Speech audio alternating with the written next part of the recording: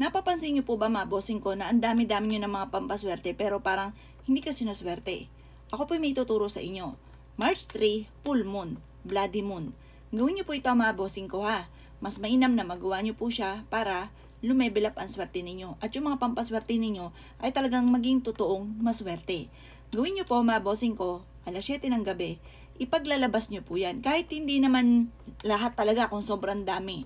Ilabas niyo lang yung mga espesyal na gusto po ninyo na ilabas. Pagtapos, paliguan niyo po siya at hayaan niyo siyang usang matuyo sa pamamagitan ng hangin at ng buwan. March 3, gawin niyo po yan.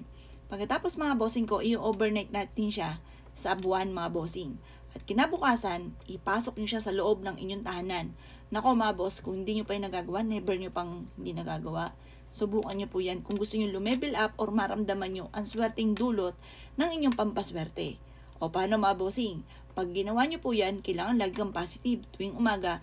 Maraming pera ang darating sa akin. Depende sa mga problema ninyo. Yun po yung inyo pong i-wish. Halimbawa, maraming pera ang darating sa akin. Maraming swerte ang darating sa akin. Makakamit ko na lahat ng aking mga pinapangarap. Ganun. Tuwing umaga, ugaliin nyo po yan. Makakamtan nyo po yan. Tapos, gawin nyo po yung tinuturo ko sa inyo. Pero, i-check nyo rin. Halimbawa, luma na yung mga pampaswerte at may mga karak na, itapon nyo na po yan. Kasi, nagiging dahilan din po yan kung bakit lagi kami minamalas. Ayaw nyo pa itapon. Paano may darating sa inyong swerte kung yung mga lumang yan na may mga sira na ay ayaw nyo pang itapon. O paano mga bossing? Good luck po sa inyo po lahat.